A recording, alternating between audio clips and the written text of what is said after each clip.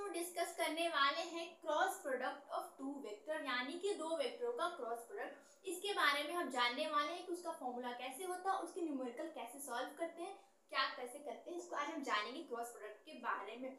जैसा कि आप जानते हैं कि हमने वेक्टर अलजेब्रा स्टार्ट किया है, जिसका ये 4th लेक्चर है। थर्ड जो 3 लेक्चर है वो अपलोड हो चुका है और चौथा ये लेक्चर है। तो चलिए अपने टॉपिक को स्टार्ट करते हैं बिना देरी किए। तो क्या है cross product of two vector. जैसे हमने यहाँ पे क्या लिखा है, टू वेक्टर, हम दो वेक्टर पहले लेंगे, ठीक है। तो एक वेक्टर ए है, ठीक है, हम यहाँ पे लिख देते हैं, और ये एक वेक्टर क्या है, बी है, ठीक है। दो वेक्टर है और इन दोनों वेक्टर के बीच एंगल है वो क्या है, थीटा है। अब हमें क्या फाइंड करना, अब हमें फाइंड करना इन दोनों वेक्टर का क्रॉस प्रोडक्ट क्या होगा, यही हमें निकालना है, ठीक है। तो चलिए स्टार्ट करते हैं। इसका फॉर्मूला क्या होता है और ये क्या कहता है, फॉर्मूला ये कहता है कि किसी भी दो वेक्टर का अगर हमें क्रॉस प्रोडक्ट निकालना होता है तो हम क्या करते हैं, इन दोनों वेक्टर के मैग्नीट्यूड का गुणनफल करते हैं और क्या करते हैं, इन दोनों वेक्टर के बीच जो एंगल है थीटा है उसके साइन का भी गुणनफल करते हैं, ठीक है। यानी क्या करते हैं, यहाँ पे फॉर्मूला देखिए तब आपको अच्छे से समझ में आएगा। यानी कि ए क्रॉस बी, इसे ही हम कहते हैं, जो ये होता है इसको हम क्रॉस प्रोडक्ट कहते हैं। यानी कि हम यहाँ पे ए और बी जो वेक्टर दिया उसका क्रॉस प्रोडक्ट निकालना है, तो क्या होता है उसका फॉर्मूला, ये फॉर्मूला होता है कि vector A and vector B के मैग्नीट्यूड का गुणनफल, यानी vector A and vector B के मैग्नीट्यूड का गुणनफल। हमने यहाँ पे ऊपर वेक्टर नहीं लिखा, यानी कि क्या है, ये मैग्नीट्यूड है, ठीक है। तो हम कहेंगे कि vector A and vector B के मैग्नीट्यूड का गुणनफल और इन दोनों वेक्टर के बीच बने एंगल का साइन का गुणनफल। तो इन दोनों बीच के जो एंगल थीटा है क्या करेंगे, साइन लिख देंगे, ठीक है। यानी क्या होता है क्रॉस प्रोडक्ट, क्रॉस प्रोडक्ट होता है कि किसी भी दो वेक्टर के बीच अगर हमें क्रॉस प्रोडक्ट निकालना है तो क्या करते हैं, उन दोनों वेक्टर के मैग्नीट्यूड का गुणनफल और उन दोनों वेक्टर के बीच बने एंगल के साइन का गुणनफल ही क्या होता है, क्रॉस प्रोडक्ट होता है, ठीक है। आपको अच्छे से समझना है। अब मैं यहाँ करती हूँ, ये लिख देती हूँ, जो मैंने अभी बोला उसको मैं लिख देती हूँ।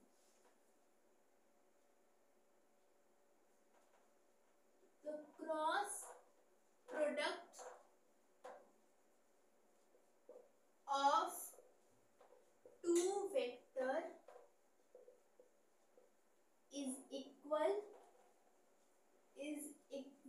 to the product of magnitude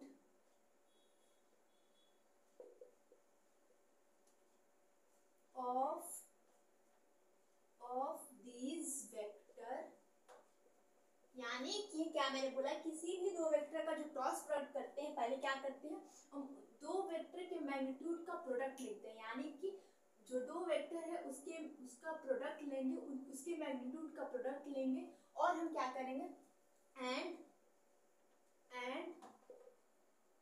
the sine of the angle, यानी एंगल का साइन लेंगे बिटवीन देम, यानी कि जो दोनों वेक्टर के बीच में है, ठीक है। उससे हम क्या करते हैं, क्रॉस प्रोडक्ट लिखते।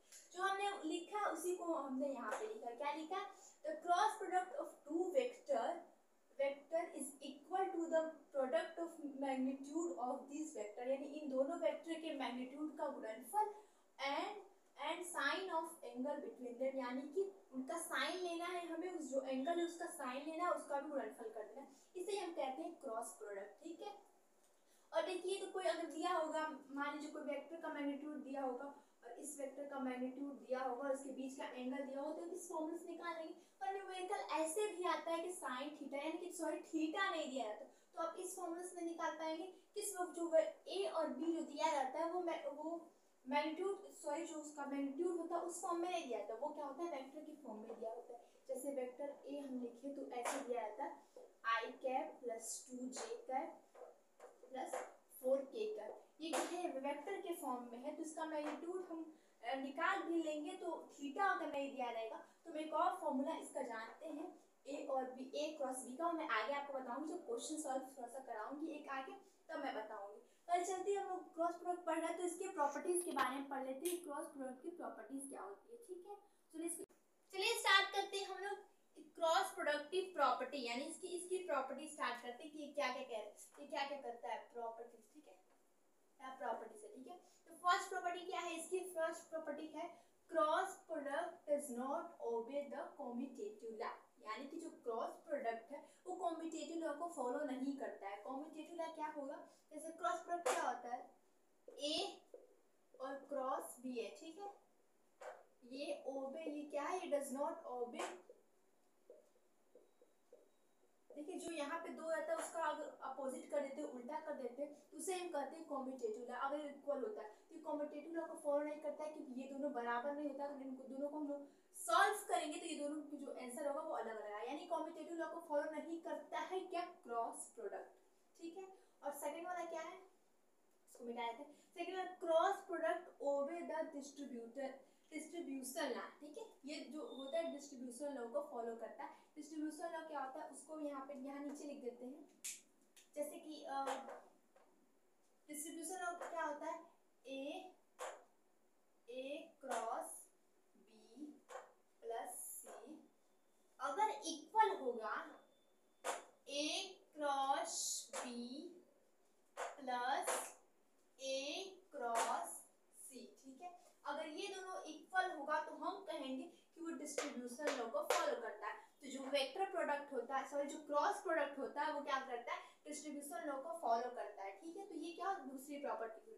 थर्ड क्या है कि the cross product of two parallel vector is always zero, यानी कि कहा गया है कि जो दो वेक्टर कोई भी होगा जो पैरेलल अगर होगा तो उन दोनों का जो क्रॉस प्रोडक्ट होगा वो जीरो होगा। यानी कि दो वेक्टर मान लीजिए, एक वेक्टर ये है, ठीक है, और एक वेक्टर मान लीजिए ये है। ठीक है, और इन दोनों के बीच एंगल जब पैरेलल है तो एंगल जीरो होगा। तो एंगल अगर जीरो है, theta is equal to zero है, तो मैंने जो फॉर्मूला बताया ए क्रॉस बी का, मैंने बोला A B and sine theta sine zero की वैल्यू क्या होती है, जीरो होती है, इस वजह से ये जीरो हो जाएगी। तो यहीं पे जो थर्ड वाला वो यही बता रहा है कि cross product of two parallel vector, यानी पैरेलल वेक्टर का जो क्रॉस प्रोडक्ट होता है वो हमेशा क्या होता है, जीरो होता है। बिकॉज हम जानते हैं कि जो साइन जीरो की वैल्यू क्या होती है, जीरो होती है। तो ये थर्ड इसकी प्रॉपर्टी हो गई। और फोर्थ क्या है, the cross product of A vector with the same vector is zero. Same यही बात कहा गया, इसमें मैंने दो वेक्टर को पैरेलल बना लिया और इसमें कहा जा रहा है कि एक ही वेक्टर है और उसी वेक्टर का उसी वेक्टर के साथ क्रॉस प्रोडक्ट, यानी कि इसी वेक्टर के साथ इसी वेक्टर का क्रॉस प्रोडक्ट क्या होगा, जीरो होगा। क्यों जीरो होगा, क्योंकि इन दोनों अगर इसी का इसी पे करेंगे तो यहाँ पे भी एंगल जीरो बन रहा है और साइन जीरो की वैल्यू क्या होती है, जीरो होती है। तो ये क्या हो गई, ये फोर्थ प्रॉपर्टी हो गई। एंड फिफ्थ करें the cross product of two perpendicular vector, यानी कि परपेंडिकुलर वेक्टर पर हम क्या करते हैं, बना लेते हैं। यानी ये कहा the cross product of two perpendicular vector, एक वेक्टर ए एंड एक वेक्टर बी है, ये परपेंडिकुलर है। Cross product of two perpendicular vector is equal to the product यानी कि गुणनफल, product of the magnitude of the two vector, यानी कि कह रहा है कि अगर दो वेक्टर परपेंडिकुलर हो तो उन दोनों वेक्टर का जो मैग्नीट्यूड होगा उनका जो गुणनफल होगा वही क्या होगा, क्रॉस प्रोडक्ट होगा। कैसे होगा इसको देख लेते हैं। देखिए इस फॉर्मूला क्या होता है, a cross b is equal to होता था ए बी साइन थीटा, हमने अभी आपको बताया। ठीक है, तो यहाँ पे साइन थीटा हम क्या लेंगे, 90 डिग्री लेंगे। 90 डिग्री लेंगे तो इसकी वैल्यू 1 हो जाएगी, तो होगा a cross b is equal to a b. ठीक है, यानी सिर्फ इसका मैग्नीट्यूड का गुणनफल बचा ए और बी के वेक्टर का। तो वही यहाँ पे कहा जा रहा है cross product of two perpendicular vector is equal to the product of magnitude of two vector, यानी दोनों वेक्टर के सिर्फ मैग्नीट्यूड का प्रोडक्ट बचा, यानी कि गुणनफल बचा, यही होगा। ठीक है, ये क्या है, ये है फिफ्थ प्रॉपर्टी। हम और थोड़े बहुत प्रॉपर्टी जान जाते हैं कि और प्रॉपर्टी क्या होता है। तो इसको क्या करते हैं, हम लोग इरेज करते हैं। ठीक है, और एक दो जान लेते हैं उसको, वो क्या है, ये मैं इसी प्रॉपर्टी बता रही हूँ, क्वेश्चन सॉल्व करने में आपको आसानी होगी। ठीक है, एक और ये होता है, इसको आप याद रख लीजिए। ठीक है, इसको याद करने का बता दे रही हूँ, i cross j is equal to k cap होता है और जे क्रॉस के इज है, ठीक है। और K cap cross I cap is equal to J cap होता है, ठीक है। ये होता है, कैसे ये होता है, इसको इस तरीके से याद कर लीजिए आप। मान लीजिए ये 3 है, ठीक है, ये एंड ये, इसको लिख दीजिए आई, इसको लिख दीजिए और इसको लिख दीजिए के। अब समझिए, आई और जे का क्रॉस प्रोडक्ट करेंगे तो क्या बचेगा, के बचेगा। आई और जे का क्रॉस प्रोडक्ट करेंगे तो जे के बचेगा, और फिर जे एंड के का क्रॉस प्रोडक्ट करेंगे तो आई बचेगा। जे एंड के का क्रॉस प्रोडक्ट करेंगे तो उसका अगला लेंगे आई बचेगा। और अब क्या लेंगे, अब के एंड जे का क्रॉस प्रोडक्ट, के और आई का, यानी के और आई का क्रॉस प्रोडक्ट करेंगे तो उसका अगला जे बचेगा। ये आप याद रख लीजिए तो आपको क्वेश्चन सॉल्व करने में आसानी होगी। एक और मैं लिखा दूँ, एक और होता है i cap cross I cap is equal to 0। इसको मैं समझाने की जरूरत नहीं पड़ेगी, आपको समझ में आ जाएगा, फिर भी मैं समझा दे रही हूँ, ठीक है। मैंने क्या कहा, किसी भी वेक्टर का उसी वेक्टर के साथ क्रॉस प्रोडक्ट 0 होता है। जो मैंने फोर्थ वाला जो मैंने आपको बताया था वो प्रॉपर्टी वही है, किसी एक वेक्टर का उसी वेक्टर के साथ क्रॉस प्रोडक्ट 0 होता है, क्योंकि अगर उसी पे हम लोग क्रॉस प्रोडक्ट लेंगे तो जो एंगल होगा उन दोनों के बीच 0 होगा, और साइन 0 की वैल्यू क्या होती है, 0 होती है। इस वजह से क्या होगा, के का के साथ 0, जे के साथ। इसलिए मैंने ये बताया कि आपको क्वेश्चन सॉल्व करने में आसानी होगी। एक हम क्वेश्चन ले लेते हैं जिससे आपको आसानी हो जाएगी। चलिए ठीक है, क्या करते हैं, एक क्वेश्चन लेते हैं। मैंने आपको पीछे एक बताया कि क्वेश्चन के थ्रू समझाएंगे। जैसे ए क्रॉस बी, मैंने क्या बताया कि होता है ए बी और साइन थीटा, और यहाँ पे ए बी क्या होता है, मैग्नीट्यूड होता है, यानी कि ए का मैग्नीट्यूड और बी का मैग्नीट्यूड, और दोनों के बीच का जो एंगल होगा उसका साइन लेके हम इसको सॉल्व करें तो ए क्रॉस बी निकल जाएगा। पर क्या न्यूमेरिकल सॉल्व करेंगे, कभी कभी इसका मैग्नीट्यूड नहीं वेक्टर फॉर्म में दिया जाता है, मैग्नीट्यूड तो वैसे हम निकाल लेंगे वेक्टर फॉर्म में दिया है, पर थीटा नहीं दिया जाता, पर हमें क्रॉस प्रोडक्ट निकालना है तो कैसे निकालते हैं। जैसे देखिए एक क्वेश्चन में लिखूँ, यहाँ पे ए वेक्टर दिया हुआ है 2i 3j एंड के कैप, ठीक है, और बी वेक्टर दिया हुआ है 4j प्लस 2j, सॉरी यहाँ पे आई रहेगा दोनों जगह, ठीक है, आई, ठीक है, और यहाँ पे आई प्लस 5k, ठीक है। ये दिया होगा तो इसका मैग्नीट्यूड तुम निकाल के इसमें पुट कर देंगे, पर इसका थीटा नहीं दिया होगा कि उन दोनों वेक्टर के बीच जो एंगल है वो क्या है, पर हमें क्रॉस प्रोडक्ट निकालना है तो उसका एक और फॉर्मूला होता है, ये होता है, मैं लिख दूं यहाँ पे a cross b is equal to होता है, ऐसे हम निकालते होंगे आई जे एंड के, ठीक है।